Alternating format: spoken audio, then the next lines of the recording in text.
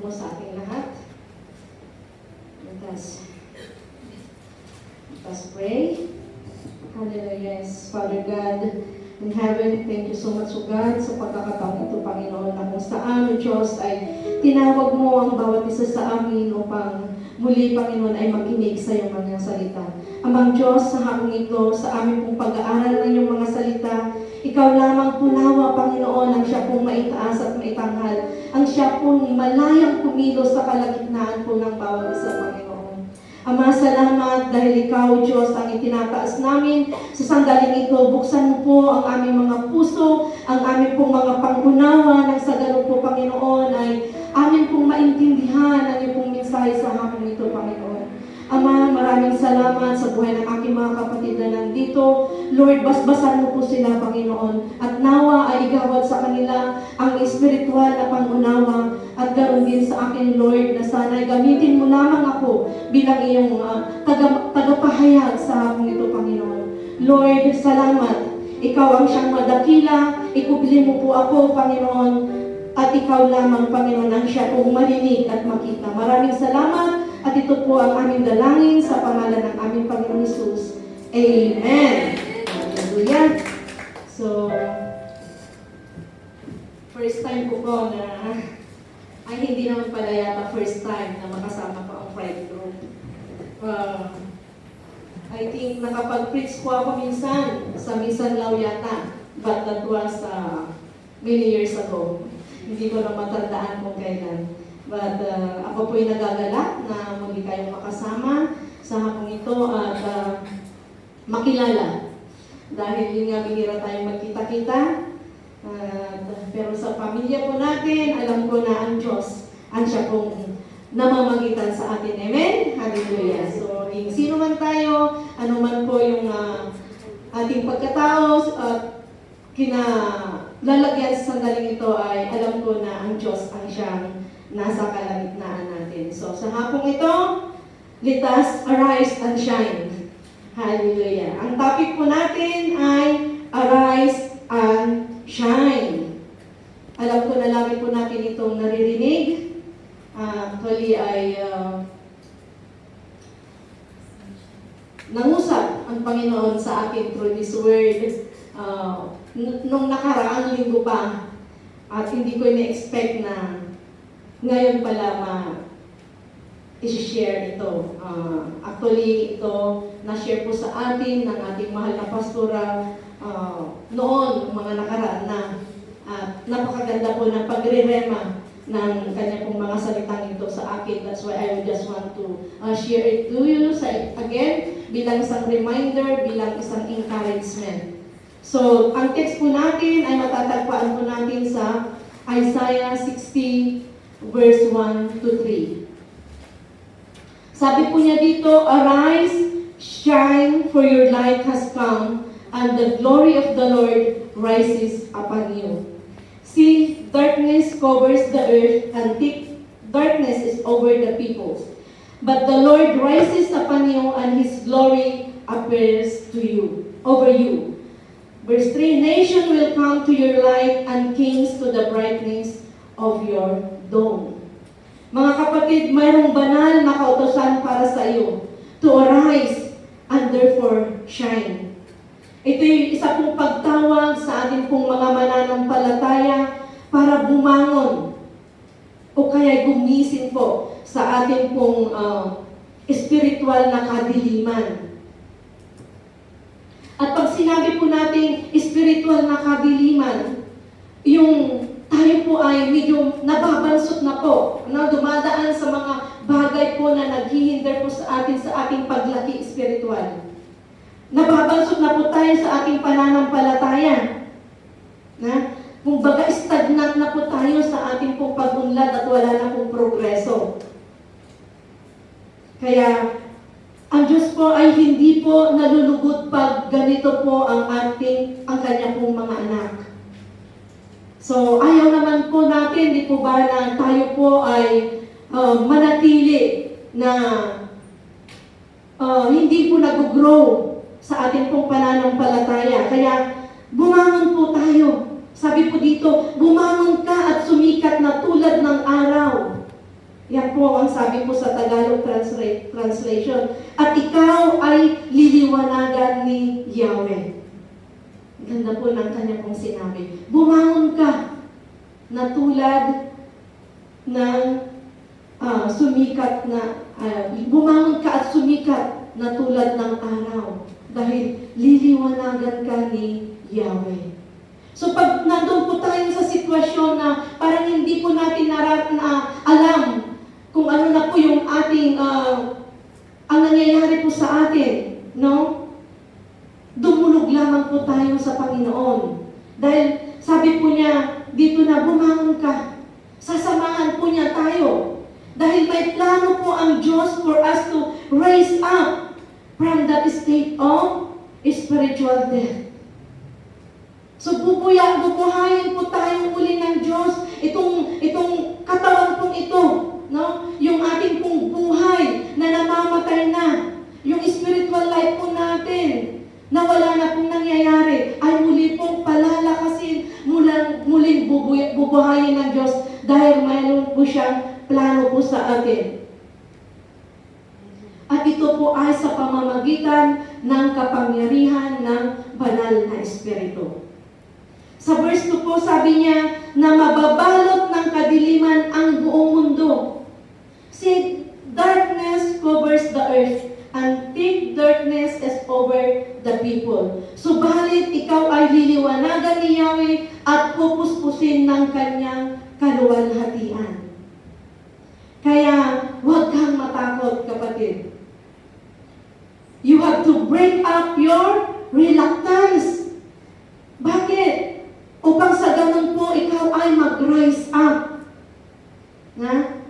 Anuman, whatsoever na tinawag ng Diyos na at ipagawa sa iyo ay iyo pong magawa.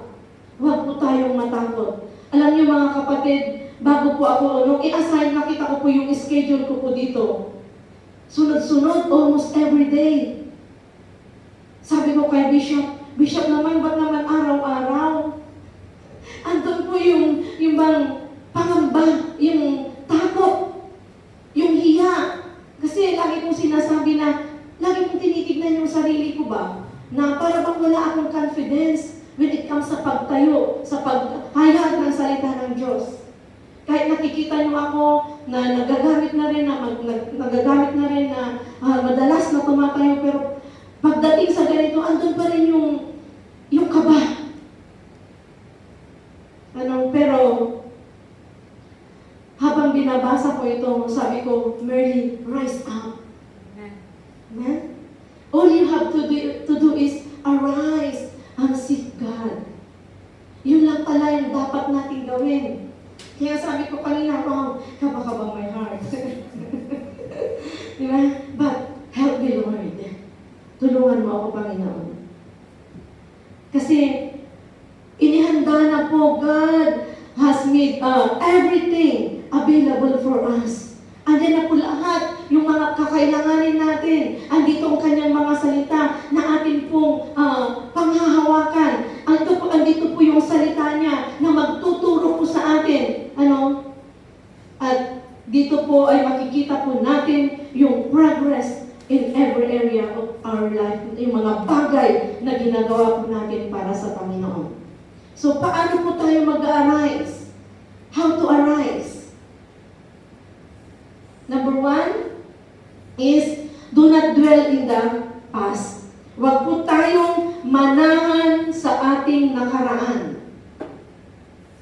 In Isaiah 40 verse 18 to 19, sabi po niya dito, forget the former things, do not dwell in the past. See, I am doing a new thing. Now it springs up. Do you not perceive it? I am making a way in the desert and a stream in the wasteland to give drink. Tayo ay mga bagong nilalang at may bagong Santo Espiritu na nananahan na po sa atin. Sabi po niya dyan na yung nakaraan po natin, yung mga past failures po natin, yung brokenness po natin, yung mga pain, yung sakit, yung mga pinagdaanan natin sa ating nakaraang buhay. Na nandito po yung ating kapatid ngayon, alam po natin kung ano yung kanyang pinagdaanan. But praise God! She set a very good example for us kung paano po siya nag-overcome. Di ba? Hindi po yung nakaraan yung dapat nating panghawakan. Sabi niya nga kanina, God is good. Kung susumain po natin, God is good. Napakabuti po ng Panginoon. Ano man yung ating pong mga nakaraan, hindi po ito yung dapat na mag-define sa atin. Hindi po dapat ito yung mag-roll over us. Hindi ito yung dapat na hahawak sa atin upang hindi maka-move on. Bagkos, mga kapatid, sabi po sa verse 19, masdan mo ako. Masdan mo at ako ay gagawa ng bagong bagay. Sabi po ng Panginoon, ito ay yung nagaganap na. Ito ay yung nagaganap na. Nangyayari na. Kaya nga, kung titignan ko yung sarili ko din, di ba? Ano ba yung nakaraan ko? Wala namang masama sa aking nakaraan. Wala naman akong nakaraan na pwedeng pagtakpan or whatsoever. Kaya lang, alam natin na sa mata ng Panginoon, we are not perfect. Marami at marami pa rin tayong mga nagagawa na hindi kalugod-lugod at kaaya-aya sa kanyang paningin. Pero sabi niya dyan, nagaganap na. Hindi mo ba nakikita? Hindi mo ba nakikita kung ano yung ginagawa ng Panginoon sa'yo? Bakit ka pa nananangan sa nakaraan mo, kapatid? Sa mga things na naranasan mo, naramdaman mo ng mga nakaraan. Sabi niya, gagawa ako ng isang daan sa gitna ng disyerto at ilog sa lugar na ito. Wow! Imposible. Kung sa ating mga tao, imposible. Paano kang gagawa ng daan sa disyerto? Ipuhanginan yan. Na isang ihip lang ng hangin, mawawala yung daan na gagawin mo. Ilog, sabi niya, sa lugar na ito. Paano kang gagawa ng ilog sa gitna ng disyerto? But mga kapatid, ang bagay na ito ay imposible sa tao, pero hindi po imposible sa Diyos. Siya po ang responsable. He is the responsible one to bring things forward. Siya po yung magdadala ng blessings at bagong daan na atin pong tatahakin. Mga bagong daan na magsisilbing guide po sa atin as we continue walking with the Lord. Na kung saan man sabi po ng tao ay imposible na wala na pong daan para sa atin ay umusad, lalo na sa ating pananampalataya. Pero ano pa man mga kapatid, yung nakaraan natin, sabi ko nga, arise. Sabi ng Panginoon, arise. Forget the past and do not dwell on it. But let us make this as our stepping stone upang makita po kung ano ba yung nandoon sa gawi roon, kung ano ba yung nandoon sa kabila doon. Gawin natin itong tungtungan upang maabot natin yung mga bagay na gusto nating maabot. Yung mga bagay na alam natin na imposible. Sabi nga na, ang Diyos po ang responsable. Siya po yung responsable dyan. Huwag po tayo matakot. Magpag-guide lamang po tayo. So, wala pong magiging hadlang. Dahil siya po yung kasama po natin, wala po tayong dapat na katakutan. Amen? So, pangalawa, forgive and make your heart full of love. In Matthew 6, verse 14 to 15, sabi po niya dito, for if you forgive men when they sin against you, your heavenly Father will also forgive you. Kung tayo ay magpapatawad sa mga nagkasala sa atin, ang Ama natin sa langit ang siyang magpapatawad po sa atin. But if you do not forgive men their sins, sabi niya dyan, your Father will not forgive your sins. Kaya napakahalaga po mga kapatid na tayo po ay magpatawad. Ito po yung tinatawag po na unconditional forgiveness. Na madalas po naririnig po natin, apay jusak, Diyos ba ako para magpatawad? Bakit hindi natin sabihin yung opposite? Bakit hindi natin sabihin na kung ang Diyos nga nakapagpapatawad, ako pa kaya? Di ba? Kasi minsan ganun tayo. Bahala isuna. Di ba? Hangkulakin din ang mapakpakawan isuna. Di ba mga kapatid? Pero tayo po ay pinatawad na ng Diyos. Kaya kailangan din na i-impart din natin yung forgiveness na tinanggap po natin sa Kanya. Kahit na gaano man po kalalim yung sugat, gaano man po ito katagal na maghilom, na yung sakit po ng pero kailangan po nating lumingot at magpatawad. We must find a way. Tayo na po mismo yung gagawa po yung hahanap ng kaparaanan. At least patawarin mo siya. Kung hindi ka niya patawarin, ang mga basol dajay. Amen? So nanti accountable kini ako. If you ask forgiveness, in-ignore na ka or tinalikudan na ka, then so be it, bayaan mo siya. As long as malinis yung konsensya mo. Amen? In Colossians 3:13, sabi niya, bear with each other and forgive whatever grievances you may have against one another. Forgive as the Lord forgive you. So inulit po niya, kung may hinanakit kayo sa isa't isa o kanino man, magpatawad kayo gaya ng pagpapatawad ng Panginoon. Hindi yung sinabi mo na pinatawad mo siya, pero nung nakita mo, kuskusinapang mo. Hindi po dapat na gano'n, di ba? O kaya nakita mo siya na magkakasalubong kayo, lumihis ka ng daan. Hindi po yun forgiveness, mga kapatid. Mas mahirap po yung meron kang kinikim-kim na galit dito. Na baka isupay ti pagkatayam. Na karoon ka ti sakit ti puso. Amen? Kaya, let loose. Release. Let go. I-let go mo yung mga yun na nag-hihinder sa'yo upang maging masaya. Kasi kung meron pong unforgiveness dito, andun yung bitterness sa puso na yan, kailangan pa hindi ka po magiging masaya. Hindi ka makakamiti ng maayos, ng maganda, kasi andito yung bitterness. Lagi kang galit.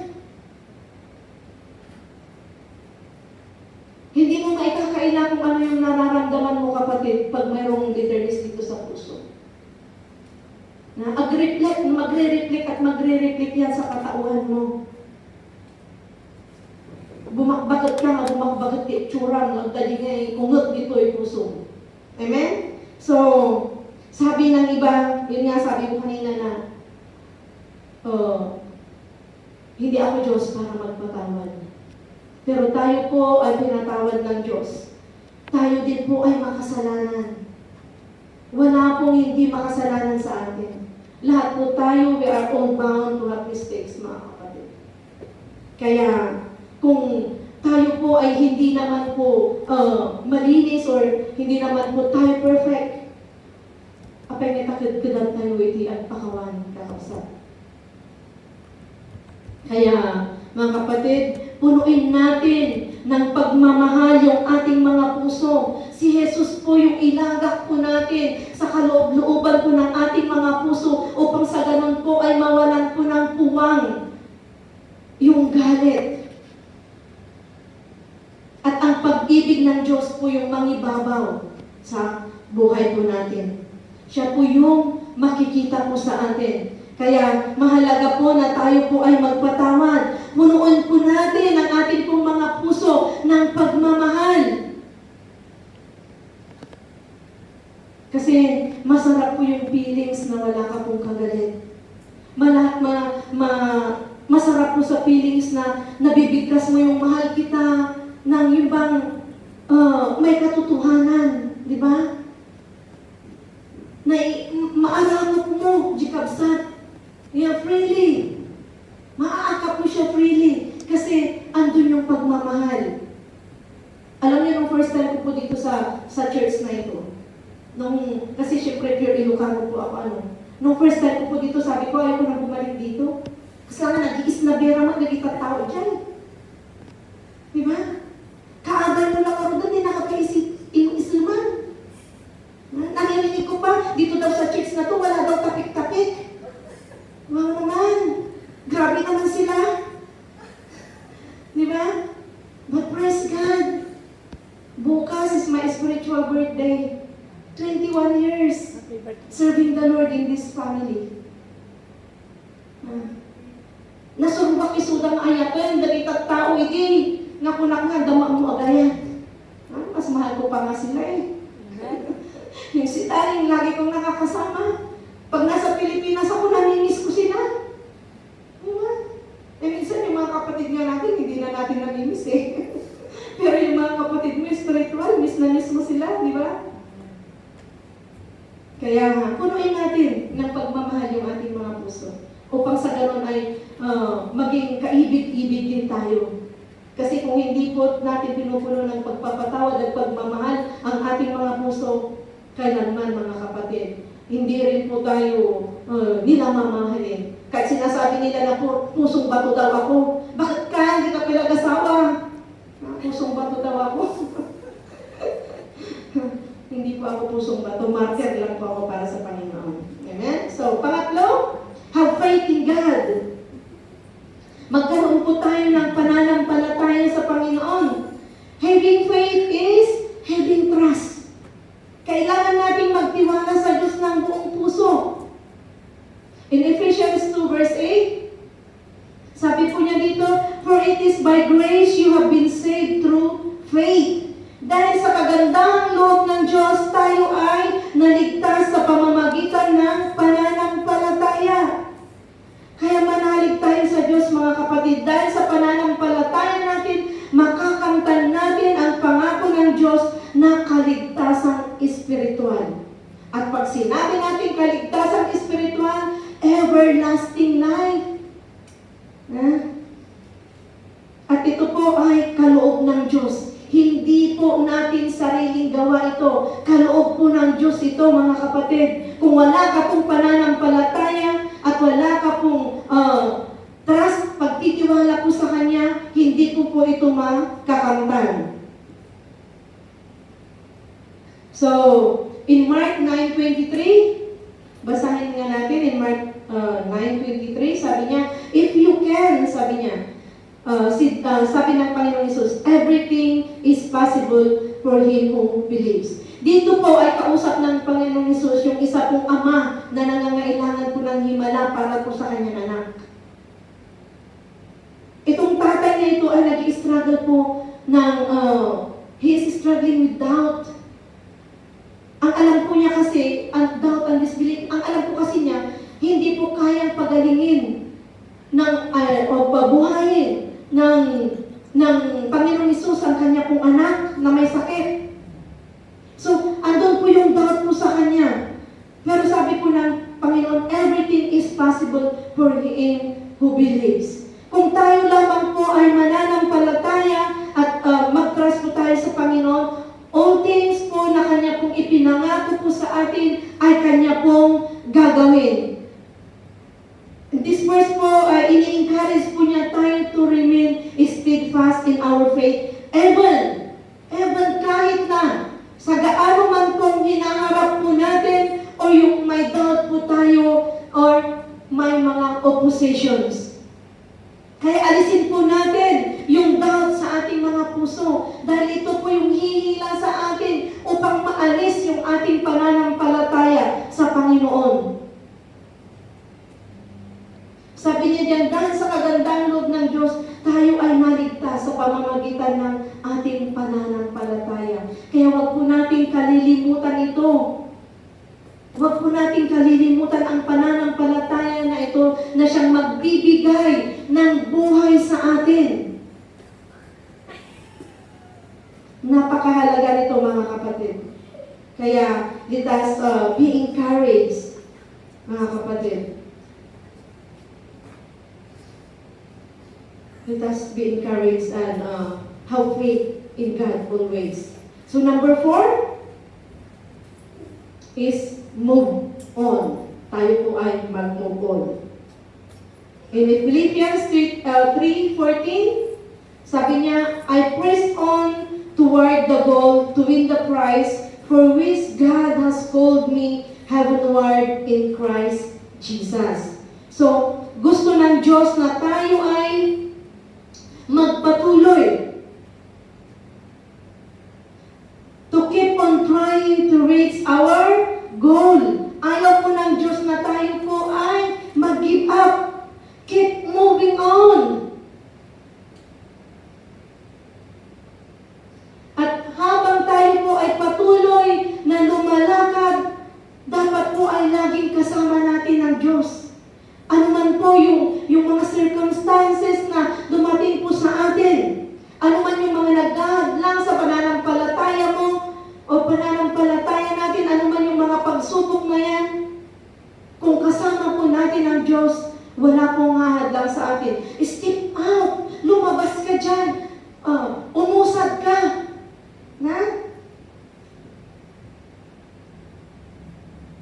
Sabi niya in verse 13, to forget what is behind and strain forward what is ahead. Kalimutan mo kung ano yung naandon sa likuran mo. Kung tumakbo ka lang, magpatuloy ka lang sa pagtakbo. Upang sa ganun ay makamtan mo po yung prize na ipinangako po ng Panginoon sa iyo. Kasi kung tayo po ay we keep on turning back, no? Kung maalala niyo po yung asawa po ni Lot, yun, di ba?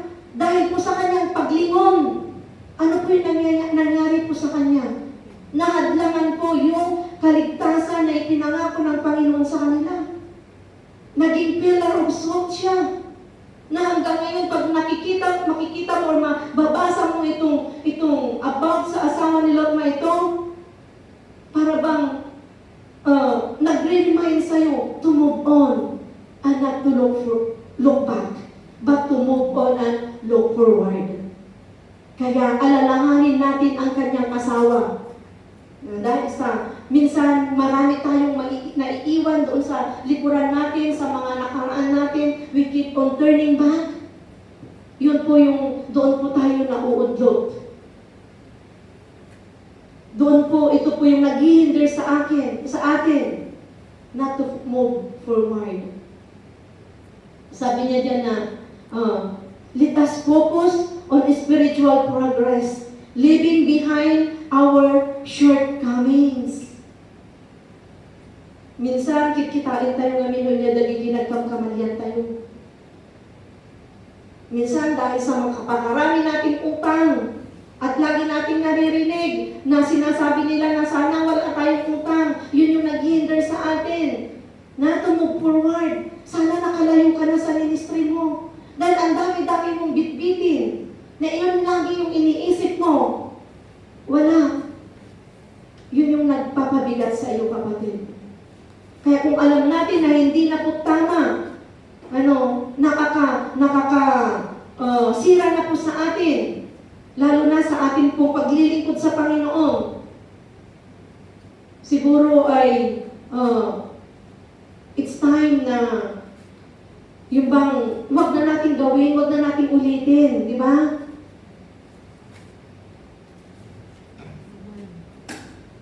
Kung baga is, magpatuloy lamang tayo. Kung naandyan ka, sabi nga ni Bishop, mayroon siya yung sayings na sabi niya na pag panahon daw ng typhoon, huwag kang lalabas. Di ba? Tama nga naman, lalo kang mapapahamak. Pag andyan ka sa krisis na yan at lumabas ka, na panahon ni COVID noon, di ba, hindi tayo pinalabas kaya hindi tayo napahamak? Pero kung naging matigas yung ulo natin, at hindi tayo sumunod, na typhoon 8, lumabas ka pa rin, kat napandagan ka na tinagan ka konformidita, at napahamak ka, paano mo pa magagawa yung gusto mong gawin, di ba? Kaya let us move on, mga kapatid. Whatever hindrances, whatever circumstances na hinaharap po natin, basta isama lamang po natin palagi ang Panginoon. Dahil sabi niya, hindi kita iiwan o hindi kita pababayaan. Di ba? Sa pangako pa nga niya, He will go before us. Diba? Kaya, let us continue. Sabi nga nila, no retreat, no surrender. No retreat, no surrender, mga kapatid.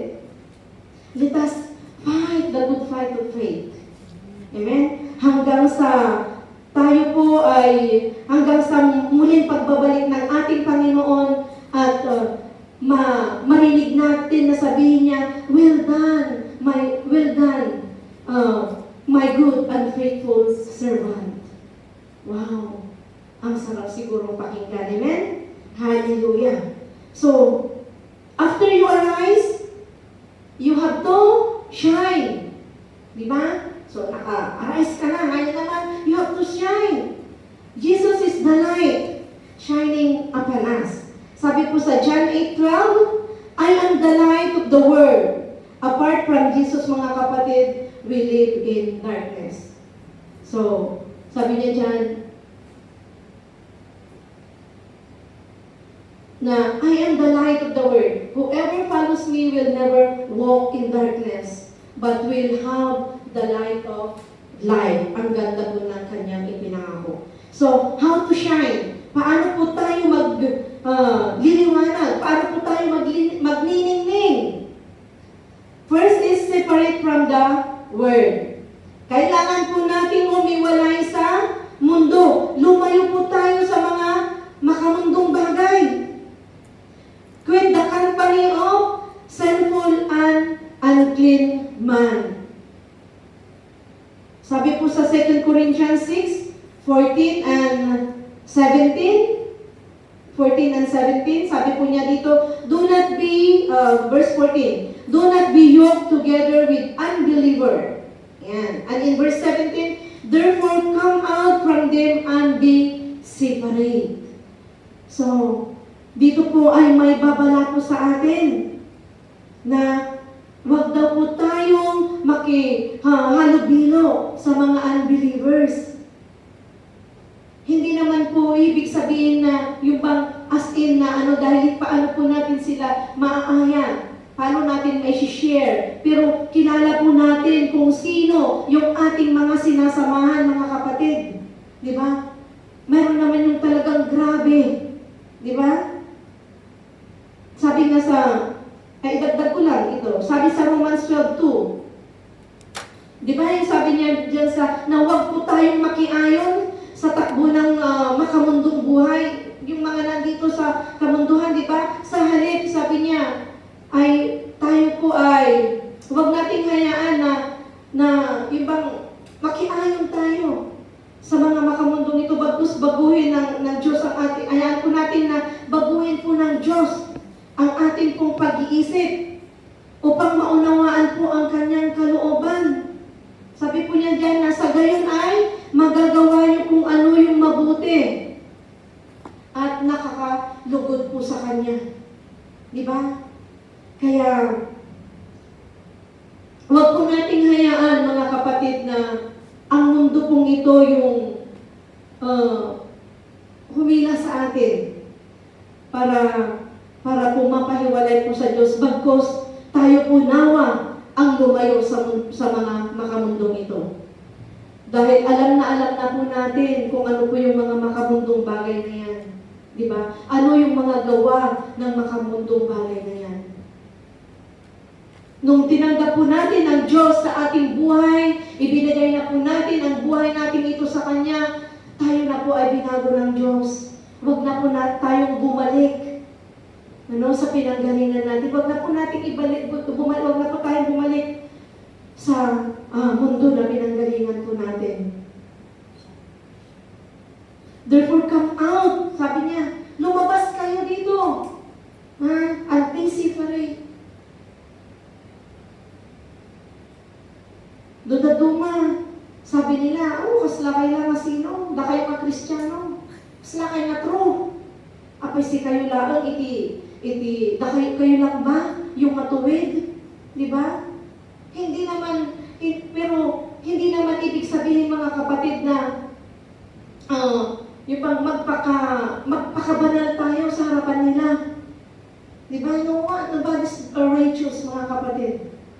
Pero yun nga, titignan natin kung sino yung ating mga kinakasama, kahalubilo. Kung nakikita natin na, hindi na ito tama, lumayo na tayo. Amen? So, pangalawa, let your light shine before men. Yan. Let your light shine before men. Ang ating liwanag ay reflection ng liwanag ng Diyos. Bakit? Bakit kailangan po natin magliwanag? Kasi, so that they will see, so that makita din nila yung liwanag na nakamtan natin mula sa Panginoon. Sa pamamagitan po ng sa pamamagitan po ng mga mabubuting gawa. Ipakita po natin na tayo po ay mabuti, na yung mga gawa po natin ay mabuti, kaaya-aya sa sinuman po na nakakakita o nakakakilala po sa atin. Maging magandang halimbawa po tayo. In Matthew 5:16, sabi po niya dyan, let your light shine before men. In the same way, let your light shine before men, that they may see your good deeds and praise your Father in heaven. See, sa pamamagitan po ng ating mga mabubuting gawa, ito po yung magiging reason para po ma-receive po ng Ama natin sa langit yung due praises and respect na dapat nararapat po sa Kanya. Kasi tayo po dapat yung magandang halimbawa, sabi ko nga. Paano po nila pupurihin ang Diyos na atin pong pinaglilingkuran kung tayo mismo hindi makita yung magandang asal sa atin? Napalamura tayo. Ako, madali akong magalit. Kaya, pag minsan na nag-a-arise yung, ano na naman yung pagka-hot-tempered ko ay, sabi ko, Lord, medyo apro-aprosan ng tani, maliban ng Jay, nararamdaman ko. Kasi madali po akong magalit. Alam yan ng mga kapatid ko, na pag nagsalita ako is, may itadun na ako nanda, may talim.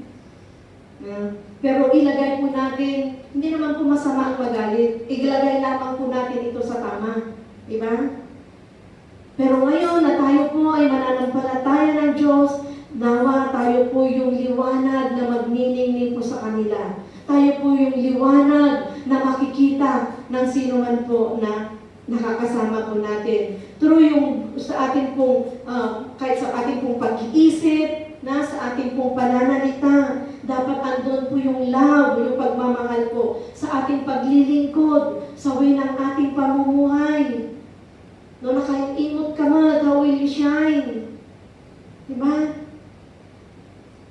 Kuripot ako, yun ang sabi nila, kuripot daw ako. Pero hindi naman po ako madamot. Iba naman po yung salitang kuripot sa madamot. Diba? Yung kuripot po, nagiging wise lamang po tayo. Diba?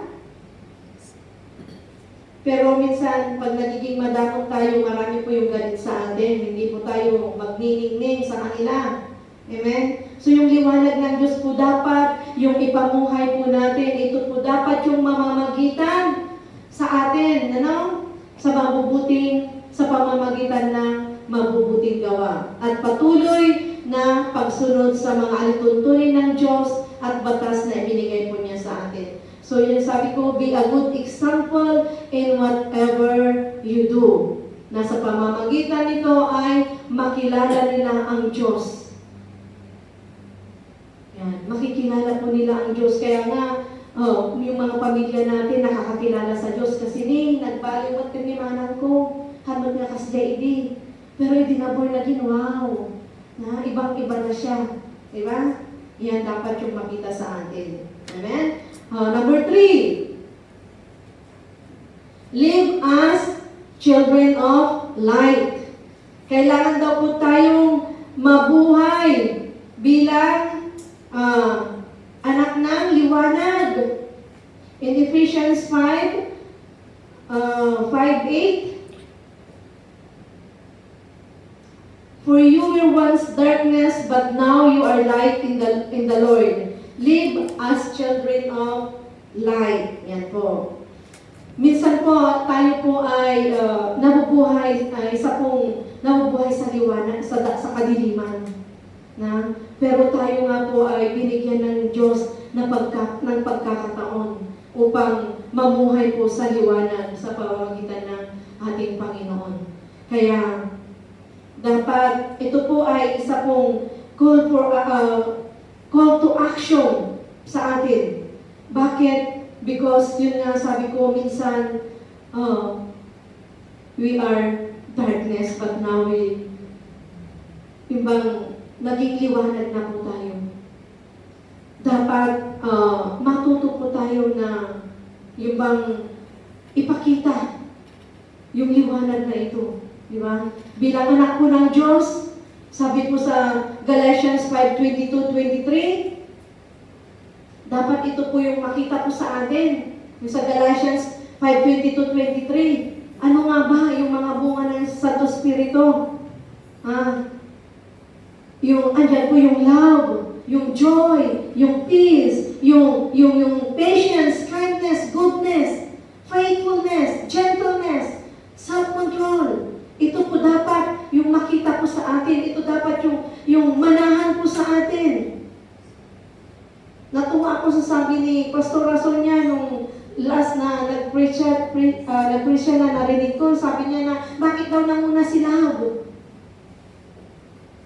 Kasi, sabi niya, it covers multitude of sin. Di ba? Itong si pagmamahal na ito, napakalawak po ang sinasakupan nito. Pero, minsan, itong pagmamahal na ito, dito rin po tayo nagkakamali. Di ba? Dito rin po tayo, ibang, nadideceive. Kaya sabi niya, buti na lang. Sa last, sabi niya, andyan si self-control. Na kumukontrol kay love na ito. So, gamitin natin yung pagmamahal na yan. Gamitin natin itong mga bunga ng Santo Espiritu na to sa ating pong pakikilakad sa Panginoon. Pag nasa atin po bilang anak ng Diyos, ang mga ito, tayo po ay mamumuhay sa liwanag. Para bang pang nasa ito, para bang hindi ka na magkakamali, di ba? Parang hindi ka na magkakamali, parang wala nang kulang sa'yo. Parang sarap-sarap ng mabuhay. Kasi andyan na si pagmamahal, andyan na si joy sa iyo, di ba?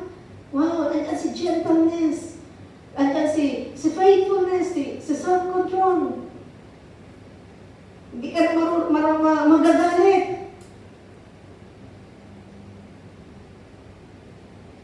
Kaya, this should mark us, mga kapatid.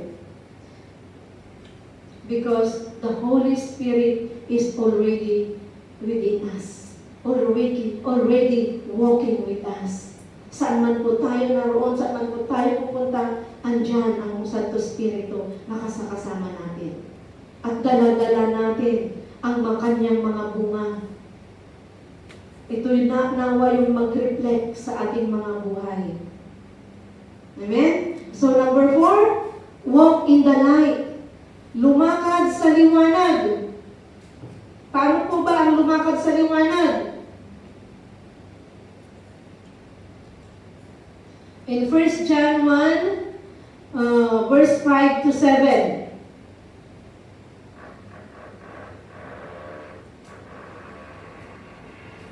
This is the message we have heard from Him and declare to you. God is light, in Him there is no darkness at all.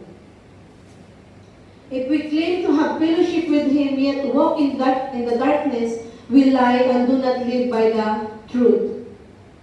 But if we walk in the light, as He is in the light, we have fellowship with Him, with one another, and the blood of Jesus, His Son, purifies us from all sin. So,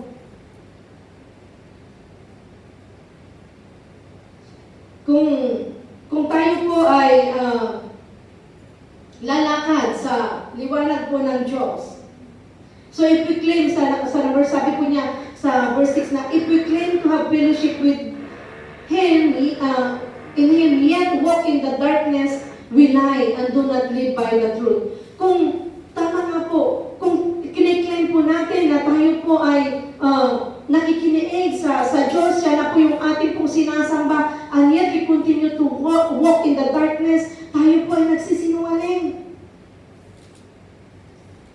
Paano po tayo mamumuhay sa katotohanan? Paano po tayo mamumuhay sa katotohanan? Kung sabi po natin na God is light, siya po yung Diyos na pinaglilingkuran natin, siya yung liwanag. Kung tayo naman na nag-claim na mga anak niya ay patuloy, na yung tinatahak nating daan ay makasalanan, yung patuloy na yung tinatahak nating daan ay kadiliman. Diba? I testified na noong hindi pa ako nabuborn again, kami yung almost pag nagkaayaan kami ng mga pinsan ko, ng mga kaibigan ko, kami na yung nandyan sa wansyan, na malaman ng mga diskuhan dyan. Doon hindi naman kami yung mga nagwawala dyan, umiinom ng alak, o nakikisama kung kani-kanino, pero yun yung pastime namin, yun yung libangan namin tuwing day off namin. Kaya kung hindi ko siguro nakita ang liwanag ng Diyos at natuto na lumakad sa liwanag na ito, siguro baka hindi ko alam kung nasaan ako ngayon. Baka dahil doon ay naligaw ako ng landas. Diba? Minsan ay naging worldly na pala ako nang hindi ko namamalayan. Ako na yung klase ng tao na pag may nakita dyan, parang wow, gusto ko akin. Gusto ko babalikan kita, magiging akin ka. Diba? Pero salamat sa Panginoon dahil ako po ay kanyang pinulot sa kadiliman na ito. Mabait po akong anak, mabait akong kapatid. Pero nung ako ay napasama sa mga kaibigan na syempre mahilig sa mga ganyan, mahilig sa mga ganon, hindi rin po maiwasan. Wala naman pong napadiwara sa amin. Lahat kami ay napunta sa magandang future, magandang buhay. Pero sabi ko na ako na siguro yung pinakamapalad sa kanilang lahat. Ako yung naging tights ng mga barkada na yan. Yung pamilya na yan. Na minsan ay kasama ko sila sa mga lugar na alam natin na hindi po magandang pinupuntahan. Kaya praise the Lord. At nakikita ko sila na isa-isa na nakakakilala na rin sa Panginoon. Yan, yung mga kapatid ko, yung mga pinsan ko, mga kaibigan ko, praise God. Yung mga kaklase ko, kaya ang sarap po ng pakiramdam na nalalaman mo na sila na rin po ay mananampalataya na rin po ng Panginoon. Kaya kung tayo ay natuto na lumakad sa liwanag ng Diyos, mga kapatid, maipagmamalaki natin na yung Diyos na pinaglilingkuran natin ay Diyos ng liwanag. Amen? Hallelujah.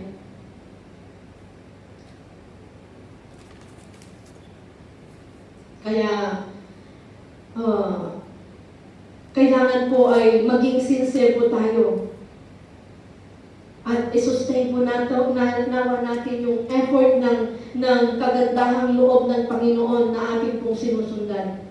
At yung kanya pong mga salita at gawa. Kaya, ang masasabi ko lang sa inyo mga kapatid ay magpatuloy tayo. Let us arise and keep shining. In our conclusion, sabi po dito sa Daniel 12:3, those who are wise will shine like brightness of the heavens, and those who lead many to righteousness like the stars forever and ever. Mga kapatid, huwag po nating kalilimutan ang mga salita po ng Diyos. Patuloy po tayong lumakad na bilang mga matuwid. Upang sa ganun po ay ang liwanag niya na mula sa kalangitan ay magre-rema po sa ating mga buhay. At through this ay marami po tayong madadalang mga kaluluwa sa kaharian ng Diyos. And this will serve us and will make us to be righteous in the sight of God. At sabi po niya dyan na tayo po ay magiging tulad ng mga tala sa kalangitan forever and ever. Darating po yung time na isa po tayo sa mga magniningning na tala sa kaharian ng Diyos kung tayo po ay magpapatuloy. So, Pride Group, mga kapatid na nakikinig dyan online, let us arise and shine. Let us take action. Rise up. And be empowered. At hayaan natin na yung inner light na ito will shine forth.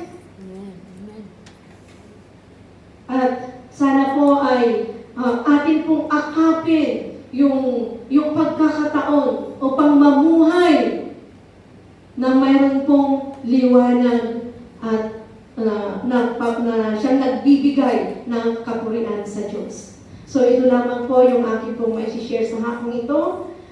Nawa po ay ma-encourage po tayo. Iilan man po yung ating bilang, ano man yung ating pinagdadaanan, lagi po nating tatandaan na napakabuti po ng Diyos. God is really good. Amen? So muli tayo ay manalangin. Yes, Father God, we thank you so much, O God, for your words. Thank you, Father, for reminding us, for encouraging us, O Lord God. Ang tangi namin po namin hinihiling, Panginoon, ay tulungan mo po kami, Panginoon, na bumangon. To rise up, O Lord God. To arise and shine, O Lord God. Upang makita, Panginoon, ng kahit ng sino man, Lord, na amin pong makakasalamuha ang liwanag mo po sa aming mga buhay. Help us, O God, to really do your will in our lives, O Lord God. So that someday, Father, ay makita mo po kami, Panginoon. At masabi mo, Lord God, sa amin na, well done, my good and faithful servant. Thank you so much, Lord. Ikaw po, Panginoon, ang siyang tanging mangusap sa aking mga kapatid na as I speak, O Lord God, at sa mga salita nito na nagmula sa iyo, Lord, ay ikaw nawa, O Diyos, ang siya pong patuloy, Lord God, na magrema sa kanilang mga puso. Ama, maraming salamat sa iyong ginagawa sa buhay ng bawat isa. Salamat, Panginoon, sa patuloy na kalayaan na ibinigay mo po sa amin, na mag-aral, makinig, at ipamuhay ang iyong mga salita. Thank you so much, Lord. Ito pong aming dalangin sa pangalan ng aming Panginoon Jesus. Amen. At ibinabalik ko po sa ating MC.